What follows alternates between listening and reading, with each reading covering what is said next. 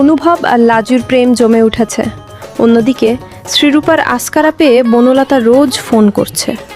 সে বনলতার থেকে কুবুদ্ধি নিচ্ছে। বনলতা এবার যা নয় তাই মিথ্যা বলছে।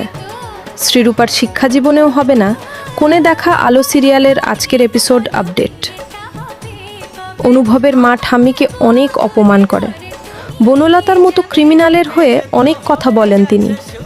বাড়ির সবাই রাজি বিয়েতে, শুধুমাত্র শ্রীরূপা ছাড়া।